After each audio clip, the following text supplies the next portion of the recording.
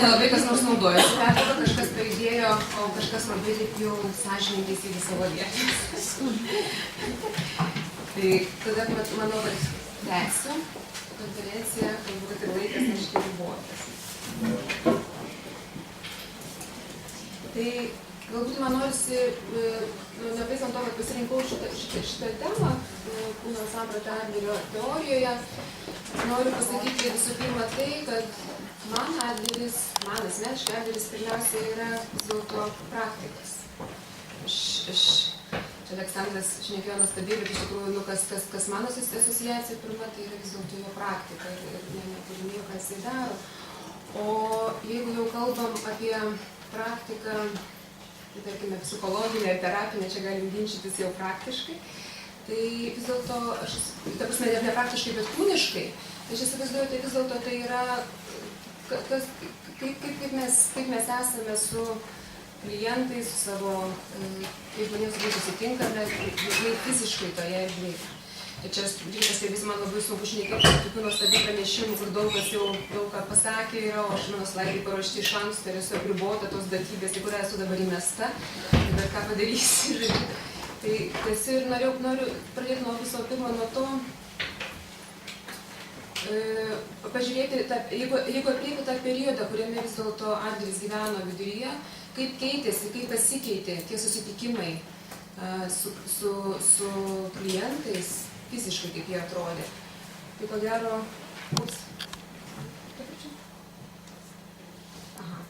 Jeigu pasižiūrėtumėm į Zigmundo Freudo darbo kabinetą, kurį ko gero kas pats yra matęs, bet jeigu tiesiog kartu su manim pažiūrėtumėt ir jau daug kas kalbėjome, kur sėdi Zigmundas Freudas, kur sėdėjo Zigmundas Freudas, ko gero matote, ir koksai buvo didelis kūniškas, kabutėse, kontaktas su jo tais vadinamais pacientais. Iš esmės, vėliau jau dabartiniai drąsesni kūno psichoterapeutai analizuoja patį Freudą ir sako, ko gero, jis taip pat baiminosi tiesiog kontakto su pacientais, dėl ko galima būtų ginčytis, ar jis iš tikrųjų bijojo, bet jausmas buvo, kad jiems saugiau buvo, kad akys būtų nukreiptos priešingomis kryptimis, kad nereikia aiškinti, kur sėdėjo profesorius ir kur gulėjo klientai, bet klientai ne visai gulėjo, jie kažkaip pusiau sėdom buvo štai, nes kušėtė yra neįprastai trumpai, jeigu atkreiptumėte dėmesį. Iš esmės, bet jų akys buvo priešingomis kryptimis, nes nesutinka, tai yra tabula rasa, žodžiu, balta lenta, terapeutas stengiasi su savo vidinį pasaulį ten negyventi. Jeigu eiti dabar ir panašių laikotarpių Ana Freud, tai yra šeštasis ir numylėtas paskutinis jų vaikelis, Markos ir Zigmundo Freudo, jos kabinetas atrodė šitaip. Pati Ana Freud buvo didelė audimo ir mezgimo entuziastė. Ir jinai mėgdavo pastarąją veiklą, mezgimą, būtent jinai mėgdavo daryti ir analizės metu. Taip šnekant, jinai analizės metu mezgdavo. Ir čia jūs matote, žodžiu, audimo staklės stovinčias kabinete, tai ir vėlgi galime įsivaizduoti, koks yra gilus, asmeniškas, asmeniškos kontaktas tarp šitų dviejų besėdinčių žmonių. Čia beje matosi Ana Freud jau vėlesnio gyvenimo laikotarpyje. Man dėja nepavyko rasti niekur Adlerio darbo kabineto. Tikrai intensyviai ieškojau, bet to nepavyko rasti. Jūs jį turite labai mielai paimti savo kolekciją. Žodžiu, bet jo neteko rasti. Vis dėlto, kaip jau galite įsivaizduoti per tą dešimtmetį, jeigu imti... Jeigu tik kaip vis dėlto pasikeitė ir kas dabar darosi su tiesiog sėdėjimu, buvimu kabinete, apie ką kalbėjo ir daugumą mano prieš tai kalbėjusių kolegų, iš tikrųjų nuo Zigmundo Freudo mes matome iki, tarkime, anonimiško kažkokio psichologų psichoterapeuto kabineto, kur žmonės sėdi vienas su kitu, tiesiog galėdami ir turėti kontaktą, ir neturėti kontaktą. Kaip matote, kėdės yra lygios, jos nėra kažkaip tai išskirtinai paskirstytos, žodžiu,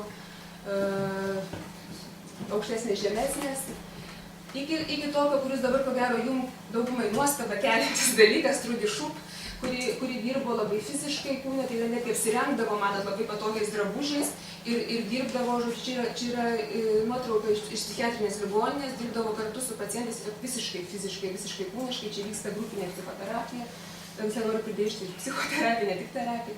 žodžiu, ir fiziškai judant su žmogum, pilnam kontakte, kaip klientais, šiuo atveju pacientai gal klausyti ligoninės, pilnai mato ir bendrauja, ir liečiasi pagal savo pageidavimą prie terapeuto arba nesiliečia.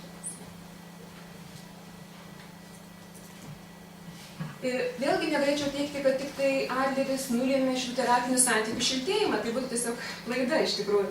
Bet manau, kad jisai labai daug prisidėjo ir padarė esminius indėlius. Ir tų tokių traunančių yra daug ir ačiū Dievui, kad jų buvo daug ir tikrai prikrovė, dėl ko pasikeitė.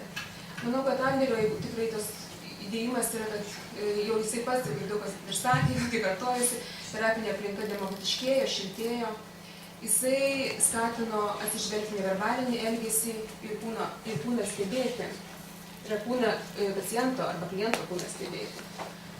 Taip pat Adlerio visai santykis kitas jau su pacientais, kaip jisai ir vadino, tai jie beveik draugai, kuriem reikalingas vadovavimas. Šiais laikais galbūt netgi tai būtų galima prilyginti kaučeriui, tai ta prasme tiesiog realiai gyvenimo žiūrėjimas pagalba gyvenime. Adleris buvo linkęs užmegzti nuoširdžius žmogiškus santykius ir manau, kad tai irgi tas didžiulė įtaka. Ir vėlgi ta minėta Adlerio biografija, kurią norėjau pristatyti dėl ko. Man tai tas jausmas yra vis dėlto, kad mes iš esmės, aš to tikiu tą frazę, kad mes gydome tiek, kiek mes patys esame, mes gydome pačiais savimi ir iš tikrųjų labai svarbu, kad ta mūsų teorija siejasi iš esmės su mumis, su mūsų gyvenimu. Mes negalim iš esmės sukurti labai teorijos ir labai tolima tuo, kaip aš gyvenu. Dėl to visą laiką man įdomu pažiūrėti, kaip tas žmogus vis dėlto pats gyvena ir kaip čia yra, nes tas įkūnytas buvimas vis dėlto, kuris nulėmė tą nusiktą, vis dėlto per mano pačios išgyvenimus. Čia matote Adlerį gana jauną.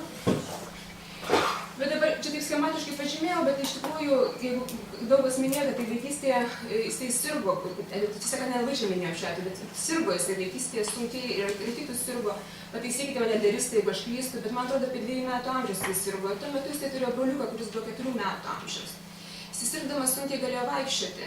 Ir jisai stebėjo tą broliuką, kuris lakstė ir darėsi aplinkui. Ir iš esmės tos pirmos idėjos yra, kad jisai matė, jisai kaip vaikas galėjo tik ašaroti, įsivaizduok, kad vaikui žiūrėti 4 metį laksantį aplinkui, žinau, kad tu negali visai pajudėti. Tai kėlė didžiulę nerangumo įsivaizdavimą, dar vėliau irgi ėjo prie tokios mirties baimė iš tikrųjų. Tada jis susidūrė su to, kad gydytojai pasakė, kad vienas gydytojas pasakė, kad mes nebeišgydysim tave ir metė gydymą, ne? Paskui atsirado kitas gydytojas, kuris vis dėlto jį ėmė ir gydė. Ir iš to atsirado noras tapti gydytojų, ta prasme kompensacija, čia paties gyvenimo analizė, jeigu darėte, ne? Dėmesys kiekviena judėjimo forma, jisai kalba apie fizinį judėjimą, taip pat kaip apie dvasinį judėjimą, tai judėjimą pirmin. Tai vėlgi manyčiau, kad tas yra atėjęs iš to kūniško pajutimo. Man labai ačiū irgi esu mūsų svečiai už nuotrauką Adlerio viso kūno vaizdo. Aš pirmą kartą pamačiau iš tikrųjų, kad jau ir kojytės, jeigu stebėti, ką mes darydavom Londone besimokant kūno psichoterapijos institute, žiūri vadinasi kūno aprašymai. Tai iš tikrųjų iš karto kreiptum dėmesį ne tik tai jo mažą ūgį, bet ir į kojyčių tam tikrą formą, kuris irgi rodytų disproporciją tarp liemens ir kūno. Aš pirmą kartą iš tikrųjų pamačiau, kai irgi tas buvo aišku, kad jo vis dėlto judėjimas turėjo būti sutrikęs, arba jis turėjo eiti, aš bijau įteikti, bet man atrodo ne visai tiesia eisena. Ta prasme, tai jisai irgi panašu, kad turėjo, tai jam buvo ypatingai svarbu ir man tai kaip kompensuodamas tai apie tai rašė, darė. Kaip bebūtų liūdna, vėlgi, bet gal vėliau jo būtent mirtis, kaip ir atrodo prieštara tam, ką jisai mokino iš tikrųjų, ne? Nes ta mokinimas tai buvo vienybė, visą laiką rūpintis savimi, visą laiką prižiūrėti, stebėti, kaip būtų poilsis ir darbas. Iš tikrųjų jis savęs negailėjo pačiam savo gyvenimo gale. Ir kaip žinote, jisai tiek daug keliavo ir vis žadėjo turėti atostogas. Ir tuo metu, kaip tik laiškuose porą mėnesių prieš jo mirtį, kai draugai klausdavo, tu sustosi, jis sako, taip, kitais metais aš nusimatęs atostogas, jis nusimatęs, tai reiškia, jisai dirbo atostogų sąskaitai, iš esmės pats neklausė to savo pačios teorijos, ta prasme, ką jisai įtikėjęs buvo. Bet vis dėlto neriam tada į teoriją ir jeigu pradėtume pačios pradžios, pirmųjų darbų, Dar kad labai atsiprašau visų jūsų išminčių adleriečių, aš labai išverčiau jūsų tą darbą, tai visai organų menkavertiškumo studija turėtų būti, čia ta klaida per visą mano darbą, tai iš anksto labai atsiprašau, nepasimerkite, prašom. Tai, žodžiu, jisai būtent 37 metų šitam darbe parašė ir jau čia, kaip matote, jau galėtų kūno psichoterapeutai tiesiog kasti, žodžiu, ištisus išteklius. Kas čia buvo atrasta, kad tas organų, kaip jis aprašinėjo, kad organų nepilnavertiškumas arba menkavertiškumas iš esmės stipriai veikia ir nulėmė kompensacinius psichologinius procesus ir kompensacinius kūno procesus. Taip pat rodiklių skirtingumas, aš čia norėjau pasakyti, kad organų tas menkavertiškumas individualiai labai nulėmė žmogaus įpročius ir gyvenimo stilių ir gali tik tai, ta prasme nebūtinai, bet gali veikti neurozės fenomenus. Tai tame jisai, žodžiu, vėlgi jau atranda tą kūno ir psichikos ryšį, kuris būtent kūno psichoterapijos svarbiausias. Išieškojimas, tas jo darbas labai svarbus. Bet iš esmės pastebėkite, rodiklis visur eina iš kūno į psichiką, jeigu pastebėtumėte, ne? Kokia kryptis buvo pirmuosiuose darbuose. Vėlesniuose darbuose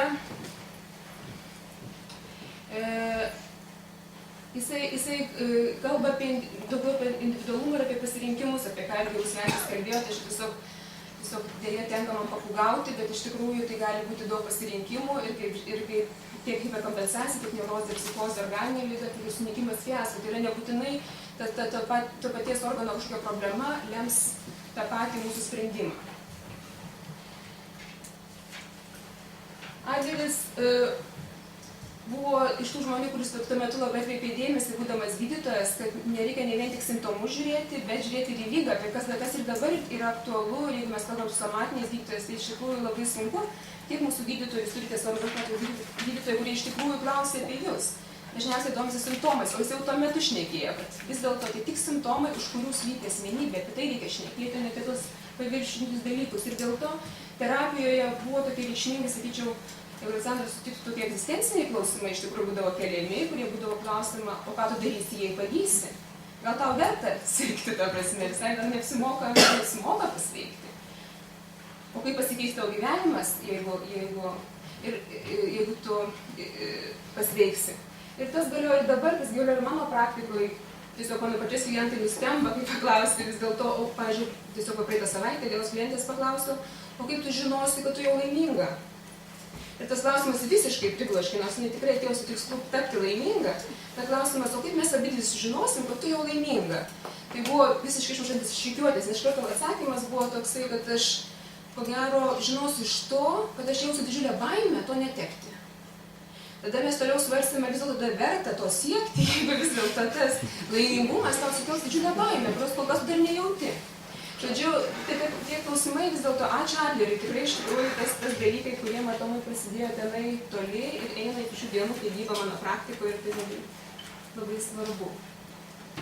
Taigi, jau kalbėti vėlgi, pradėsiu darbuose kalbame, kad, žodžiu, somatika veikia psichiką, kitaip šnekant, sutrumpinti, ne? Vėliau atsiranda judėjimas ir į kitą pusę. Yra sakymas, kad tas sutrikęs ar menkavertis organas gali būti fizinė psichikos raiška, o gyvenimo stilius ir emocinis charakteris nuolat daro įtaką kūno formavimuose.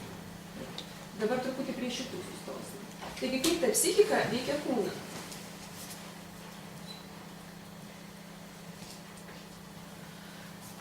Adleris įvedęs terminą organų žargonas, nors aš dabar irgi bijau sakyti tą terminą, ir čia vėl kaip nors kitaip jūs neišvertę esate jo, ar taip naudojate. Taip galiu sakyti, ne? Organų žargonas, žodžiu. Tai taip kaip aš sugebėjau išsiversti, tai reikštų reakcijos ir sutrikimai, kuriais organai išreiškia žmogaus intencijas. Jis savo kartais žmogui neišeina to išreikšti žodžiu dėl įvairių priežasčių. Dėl to galbūt jam labiau apsimoka apalpti. Jisai alpimą labai tiesiogiai nurodo, ką tai reiškia. Žmogus gal siekia atmesti situaciją, kurioje jaučiasi bejėgis. Taip pat galbūt man vėlgi neapsimoka kažką kitą daryti, bet man geriau lemti. Labai atsiprašau tokį, ne? Ir vėmimas gali rodyti, kad žmogus nenori sutikti su tuo, kas buvo pasakyta. Tai yra kažką pasakė, o aš dabar tada nubėgau ir apsidėmiau, ne? Bet tada pasakyčiau, kad man nepatinka, ką tu pasakai. mikčiojimas, ir čia, man atrodo, daug kas matė filmą, Ne karaliaus kalba, tai tiesiog aš tą skaičiau Adlerį dar kartą ir galvoju, fantastika, filmas iliustruoja. Tai mikčiojimas pagal Adlerį, ką jis originaliai rašo, kad tai nenoras prisijungti prie kitų. Dažniausiai pasireiškia tik tada, kai aplinkui yra kiti žmonės. Ir ten filme labai puikiai matosi, šitas variantas matėte, žodžiu, kad nemikčioja, kai vienas yra, ne? Ir jis iš tikrųjų labai nori išlaikyti savo, aš esu tautos aristokratijos atstovas, su manim prašom šnekėti ir šitaip tinkamų, žodžiu, nenori prisijungti prie kitų toks. Bet aišku, čia Adlerio teiginiai. Čia, kaip sakytų, aš cituoju iš knygos What Life Should Mean to You, jeigu kam nors bus įdomu, ką gyvenimas tau turėtų reikšti. Taip pat kitas simptomas, pavyzdžiui, anorezija, tai galėtų reikšti siekimas suartėti su mama, sako Adleris. Nors ir nelabai maloniu būdu. Taip šnekant, aš sakau, aš dar nesu toks suaugęs, kaip tu galvoji. Mama mane dar reikia prižiūrėti. Ir tai paprašiau pasakyti, ir vėlgi tai praktikoje labai gyvai veikia. Patikėkit, galėčiau pasakoti pavyzdžius, bet neturime laiko. Taigi, organų žargonas yra vidiniai alternatyvūs judesiai, skirti atpalaiduoti psichologinę įtampą ir stūmusią kūną iš pusiausvyros. Jie atrodo, tarsi jie būtų betiksliai arba sąmoningai nesuvokiami, tačiau suteikia palengvėjimo jausmą. Ir geras ko gero pavyzdys tai būtų, kaip žmogus atsipalaiduoja, padaręs visą savo kompulsinių veiksmų seką. Labai trumpam, bet ateina atsipalaidavimas. Arba po isterinio priepuolio. Galite irgi pastebėti, kad žmogus, vėlgi, kad ir trumpam, bet pajaučia palengvėjimą, atsipalaidavimą. Iš esmės, simptomai, organų žargonas atliko savo funkciją. Bet dabar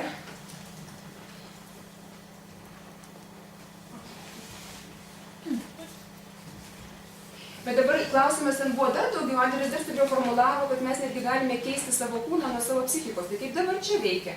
Tačiau, kalbėjimas yra toksai, Adlerio, kad jeigu tas pasistiprina dėmesio užuojauta fizinis simptomas, jisai gali būti pasirinktas, kabutėse, nes jis pasirinkimas, aišku, vyksta nesąmoningai, ta prasme, įsisąmoninimas, norimam tikslui siekti. Ir iš čia, ko gero, daugumą mokykloje, kaip mes sakome, kad, pavyzdžiui, jeigu tik pastiprinsi vaiką, pavyzdžiui, kiekvieną kartą, kai jisai pašlapins dienos metu ir pulsi, tu jiems skirti dėmesį, plauti ir panašiai, dėl to, kad to neleisi, jeigu kitaip šnekant, jisai gauna to tikslo, kurio nori, jam verta tai kartoti ir kartoti, ne? Kol tai tampa jau gali tapti fizinė jėga, liga, atsiprašau, išlapimo kažkokių sutrikimų, kuris jau gali būti, ypač nebekontroliuoti, pavyzdžiui, ta trauma nebesivystytų, tarkime, ne? Nes, jeigu raumenį imtų. Taigi, dar daugiau Adleris sako, kad jeigu pasirenkamas toks organas ar audinys, kuris buvo silpnas ir vaikystėje, tai nuolatinė jame jaučiama įtampa, dažniausiai garantuoja ligą. Čia gal komentuoti nereikia, ne? Kaipgi tas organas pasirenkamas, čia vis kartoju pasirinkimas, bet čia neegzistencinis pasirinkimas, apie kurį vėlgi Aleksandras šnekėjo, tai toks tai būtų, jisai iš tikrųjų vėlgi pusiau sąmoningai vyksta, jisai priklauso nuo fizinės žmogaus sandaros. Ar matosi čia? Adleris, jeigu stoti pagalvėjai, ne visi gali turėti isterinį priepuolį ar neuralginį galvos skausmą, o tik tie, kas turi somatinės prielaidas tam. Taip pat tai gali būti ir šeimos ligos imitacija. Tai reiškia, kad, pavyzdžiui, galbūt tavo organai visiškai sveiki, bet tu pastebėjai, kad, pavyzdžiui, labai gerai veikia, kai mama vis alsa nuo širdies skausmo, ne? Ir tiesiog, puikiai veikia, visi sustoja, darbai lieka visi namie, draugiškai susėda. Kodėlgi man neturėti širdies skausmą, kuris lygiai taip pat išlaikytų visus mylimus asmenis namie. Puikiai imitacija, ne vėlgi tai vyksta pusiau sąmoningai. Jeigu nėra, nei vieno nėra ką imituoti, Adleris sako, jeigu nėra, ta prasme, fizinės sandaros kažkokių ypatumų, tai dažniausiai kenčia tie organai, kurie yra arčiausiai psichinės kontrolinės centrų. Tai yra vegetatika, kvėpavimas, kraujotaka, virškinimo sistemų reguliacija. Ta prasme, ten, kur mes galime, tai kaip šnekant, žmogus raukt pradės, kvėpavimas sutriks, tai yra kur pusiau sąmoningi dalykai vyksta. Tai čia kaip ir aišku, ką jis sakė. Bet kitas dalykas, ką jis atkreipė, jeigu iš kūno dalykų, tai neverbalinio elgesio svarba. Adleris siūlė žiūrėti ne tik tai, kaip klientas ateina į kabinetą ir ką daro, bet kaip jisai miega, kokia jo poza yra miega per budrą, kokie laikysena judesiai. Jisai sakė tokį teiginį, kaip tik iliustruojant, kad kūnas nemeluoja, jisai man iš tikrųjų, kad sako, teisus atviras žmogus įpratęs vaikščioti tvirtai, o žvelgti tiesiai. O nuo abejojantis, nervingas žmogus, dažniau jis pasilenkęs ratais.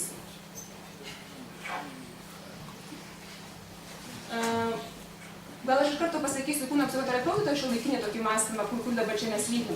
Kūno psichoterapeutai galvotų, kad nebūtinai yra taip, nes tai gali būti, kad kaip tik labai drovus žmogus gali labai tiesiai ir tvirtai, tai yra, kaip šnekant, susideda kūno šarvai. Tai yra, aš išmokstu daryti kažką labai tokio iš išorės. Arba net pažiūrėkite į Maksimos pardavėjas.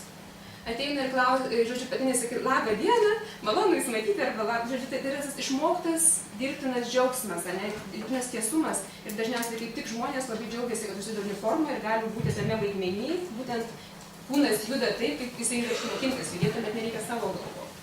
Bet Adleris teigia šitaip, kad labai svarbu žiūrėti, tai iš tikrųjų buvo žingsnis į priekį, lyginant su ankstesniais dalykais, kai nebūdavo stebimas žmogus ir nebūdavo daroma sąsaja tarp psichikos ir kūno.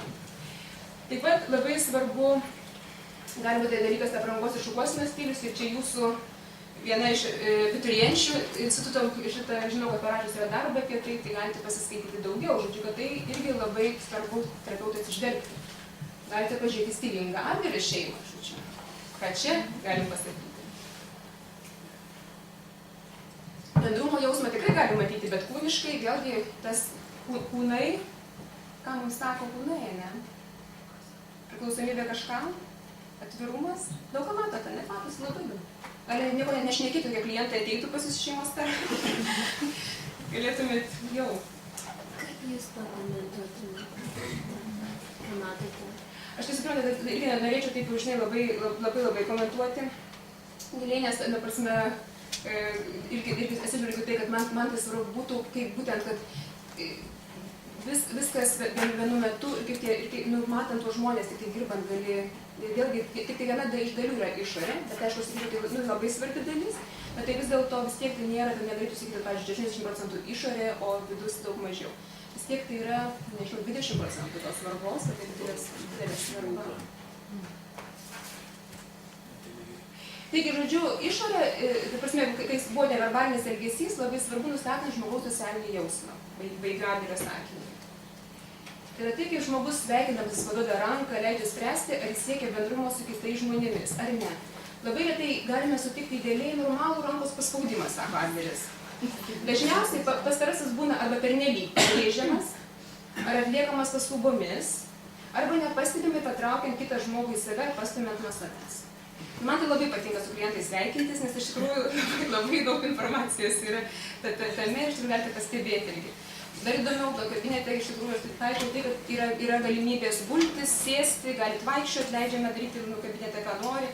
Irgi būna įdomi informacija, kai žmogus paėmė ir iš karto ir atsigula. Kartais žmonės tikrai pereina į gulamą situaciją, bet dažniausiai ne pirmą sesiją, bet tai vėlgi labai svarbi informacija, kada ir kaip. Adleris kalbėjo apie miego pozas reikšmės, bet tiesiog noriu pakomentuoti įdomus, kad jis sako, prašom atkreipti dėmesį, kokios tos pozos jūs miegote. Gal išsitiesia kaip kareiviai, o gal susirietę, o gal pakeltomis rankomis, gal antklotė užklota galva, o gal nuolat vartotės. Ir jisai tai sieja su tiesioginiam psichologiniam būsenom, kur man nesinorėjo netgi dėti tų brūkšnelių, bet žodžiu, iš principo jūs galite patys susižiūrėti, kaip jums atrodo, kas su kuo siejasi. Ir čia manau, kad dėja, galbūt vienas iš tų dalykų, kur šiek tiek galbūt galima būtų pasakyti, kad jisai pats savo darbuose kritikuoja Krečmerį. Ko gero žinote, Krečmerį yra toksai tipologas, kuris asmenybės tipus pagal kūno sandarą nustatinėja ir jisai sako, ten žodžiu yra grinai žmonės suskirstyti į 3 grupės, jeigu grubiai šnekant, pikniką, asteniką ir atletą, žmogų atletą. Tuo tarpu, žodžiu, jisai to ir nedaro, bet vis dėlto atrodo, kad labai mėgsta brėžti tiesioginius brūkšnius ir čia galbūt šiek tiek per tiesmukai, bet tai, kad jų tai buvo atkreiptas dėmesys, tai iš tikrųjų, manau, buvo didžiulis žingsnis į priekį. Jis tiesiog turėjo laiko, jis kariuomenė žiūrėjo miegančius kareivius, kaip jie miega, jis buvo gydytojas, ką ten dar daryti.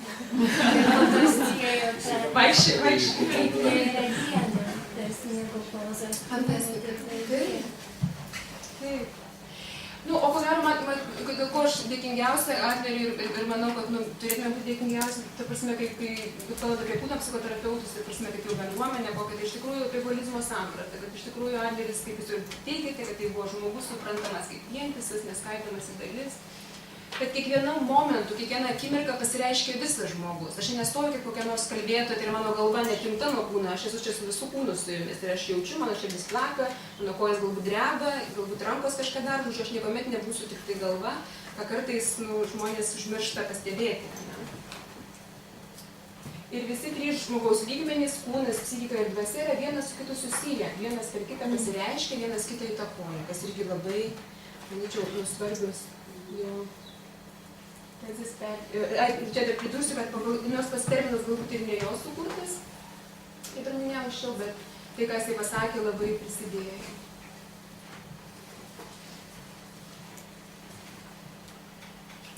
Galite matyti jo citatą.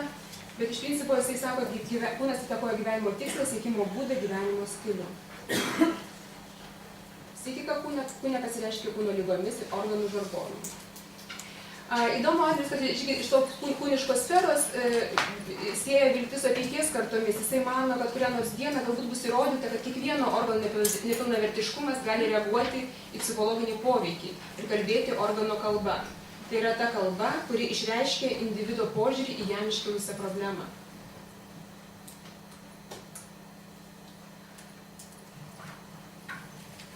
Taigi, matau, pasakyti be galo, bet aš labai greitai, žinoma, mano laikas baigėsi, ne taip iš tikrųjų, kad įtaka daugelių mokyklų ir daug naujų terminų yra. Kritika. Labai sunku kritikuoti, nes norisi tik tai girti, bet jau ir sakiau apie tą tiesmukumą, kuris dabar tobulėja ir visą lengva tobulinti po to, kai yra kažkas pasakęs kažką, tai reikia visą laiką tą priimti. Ir žodžiu, ta kritika yra visų pirma sudėtingumu už tai, kad tai buvo atkreiptas dėmesys. Holizmas, taip pat vienos mes labai džiaugiamės, kad jisai tai pabrėžė, kita vertus tai ir kitos mokyklos panašių metu ir neaišku, kas pirmiau, kas anksčiau, bet iš esmės tuo metu ta idėja sklido ir galim labai gražiai, jo knygose galime tai gražiai rasti. Taip pat jisai šiek tiek kritikuojamas ir už kontroversišką požiūrį į homoseksualumą, kas vėl galima žiūrėti apie tų laikų, žodžiu, žmonės ir kas tai buvo per visuomenę. Tiesą sakant, mes ir dabar turime kontroversišką požiūrį į homoseksualumą, jeigu taip tikrai šnekam. O čia šitas gabaliukas buvo skirtas Rasai Bieliauskaitei, kurią labai myliu ir žinau šitą, kad mėgsta detektyvinės istorijas. Tai galvoju, kai sužinojau, kad tokia kalbės, jeigu leisite man dar čia keletą minučių, nes tokį darbelį nuveikiau. Galvoju, o aš paieškosiu vis dėlto, kaip tie kūno psichoterapijoje vertina žmonės Adlerio teoriją ir leidausi į paieškas. Ieškau savarankiškai ir kreipiausi į kūno psichoterapijos lyderius, tai yra Europos asociacijos prezidentus ir mokyklų atstovus, sakydama, kad čia kaip tik jubiliejus yra ir vis dėlto ką jūs sakytumėte apie Adlerį. Tos, kurie rašo biografijas ir istorijas. Kūno psichoterapijos istorija, visų pirma, klausdama, kokią įtaką jie mato. Ir taip pat, galbūt nežinau, ar visiems žinoma, bet tikrai Janet Adler. Jinai yra šokio judesio terapeutė, gana žinoma ir, ta prasme, knygas rašanti, tebeveikianti, tebe užsiminėti, man susidomėjo, čia jinai galėjo būti nors giminė Adler. Tai pačiai ieškant, visų pirma, noriu pridurti, kad iš tikrųjų buvo ne tie trys mąstytojai, apie kuriuos šnekėjote, Freudas, Adleris ir Jungas, bet dar norėtųsi pridėti ir Williamą Reichą, kuris taip pat buvo Freudo mokinys ir kuris taip pat visą gyvenimą rašė knygas, likusi tik tai Freudui, nes irgi panašiai su juo susipyko, bet dėl kitų dalykų. Tai čia yra Williamas Reichas. Sveiki, dar tokį dalyką pažymėti. Jie buvo tarpusai susitikę, šitą jau kalbėjote, kad, žodžiu, laiškas irgi jau buvo minėtas. Bet dabar kalbant apie skirtumus jų, ta prasme, kuo jie išsiskiria Adleris, Jungas ir nuo Williamo Reicho, tai yra, kad jeigu Adleris ir Jungas koncentravosi į vėlesnės teorijas, tai yra id, ego, superego, topografinė sąmonės ir pasąmonės teorijas, tai Reichas išliko kaip tik prie libido teorijos. Jisai kaip tik, žodžiu, susipriešino ir su Freudu, ir su Adleriu, būtent dėl to. Jisai liko prie pirmųjų. Jisai kaip tik sakė, kad Freudo pati teorijos esmė tai yra tai, kas atrado psichinio mechanizmo energijos principą, o pasąmonės atradimas, tai o ne pasąmonės atradimas įskiria nuo kitų psichologų. įdomus buvo susidūrimas. Žodžiu, Raikas tuo metu buvo paskirtas kaip ir studentų komiteto narių, kuris vedė seminarus, kuriuose skaitė ir Freudas, ir Jung, ir jisai parašė ir netgi ir laišką Adleriui, jeigu turite laiko, galite greit perskaityti, su tokių komentarų būtent apie libido kaip ir trūkumą jo analizėje. Nespėjat? Ne. Bet man čia mojoje, kad laikas baigėsi, tai aš tikrai pasakysiu. Taigi, o atsakymai į klausimus atėjo tokie, kai jie pasakysiu. Šitas istorikas, kuris rašo knygas ir dabar vis garsėja apie kūno psichoterapiją, pasakė, absoliučiai nieko nėra žinoma apie Adlerio įtaką kūno psichoterapijai. Man pasidarė žiauriai skaudu. Klausiau, o kas jums pirmiausia iškyla galvojant apie Adlerį ir toks Stefanas Simonian, kuris dabartinis yra, žodžiu, čia Amerikoje rašantis suaugusių vaikų paauglių psichiatras, irgi parašė, kad vis dėlto jo populiarumas iš sutrumpintas tezes, nors buvo labai populiarus, šiuo metu apie jį mažai girdima. Aš noriu dar skaudžiau. Ieškojau, ar yra giminystės ryšys tarp jau minėtos Janet Adler ir Adlerio. Ir jisai tikrai išlieka visiškai neaiškus, žodžiu, mano paieškos. Aš tik parodysiu Janet Adler ir jeigu kas nors, kada nors paieškos, tai tikrai čia jums kaip užuomena irgi ateičiai pasižiūrėti, vis dėlto yra giminystė. Gal tai yra kokios nors dukros dukra, arba, žodžiu, taip pat Adler atrado autentišką judesį, kas vėlgi būtų įdomu, ko gero jungistam, tai yra, jinai tai, ką daro laisvas asocijavimas vyksta psichikoje, jinai kalbėjo apie laisvą asociavimą kūne. Kitaip šnekant, jeigu žmogus čia pradeda nuo tokio paprasto gulėjimo ir atranda, kaip jo kūnas nori judėti, leidžia kūnui vesti jį. Tai yra ne asociacija, bet pačiam kūnui. Ir tikrai, atrodo, galėtų būti kaip nors susietam. Vis dėlto, mano instituto direktorius, prieš pati baigus institutą Londone esu, atsakė, kad jis labai prisidėjo prie kūno psichoterapijos raidos, būtent tuo santykių tarp kūno ir psichikos. Mane tai nuramino, bent tikrai. Nes jis taip pat atsakė tai, kad negalite matomai nesutikti, kad taip jisai tiesiogiai su kūnu nedirbo. Ir čia, žinokite, man visa kritika tokia būtų, kad iš tikrųjų, jeigu skaityti šiuolaikinės kūno psichoterapijos tas formuluotės, tai čia viskas adlerietiška. Pažiūrėkite, kas yra. Tai yra kalbama apie vienybę, kūno ir dvasios emocinę vienybę. Jeigu paskutinis punktas, siekime transformuoti baimę pagrįstą gynybišką terapinę praktiką į negynybišką, priimančią riziką. Taip? Ir tada noriu pasakyti, kad tuo ir baigiam ir čia, moterys, pasiskaitykite, jeigu norit, noriu dar kartą, kadangi čia irgi apie kūną, Adleris mum moterim, tai iš viso mes turime labai dėkingos būti. Jisai pasakė, kad mes nei kiek neturime būti nei dėkingos, nei nepilnavertės. Žodžiu, ir šitą teiginių, tai jisai pasakė, 2 metai prieš savo mirtį, išlipdamas iš laivo su savo žmona, kurią jisai beje davė absoliučią laisvę ir jų santykiai, žinote, ėjo, tai iš tikrųjų ne tik tai žodžiais, bet savo gyvenimu įrodė, kūniškai įrodė, kaip jo yra lygybė moterim. Tai ačiū labai uždėmesį, atsiprašau už vaiką.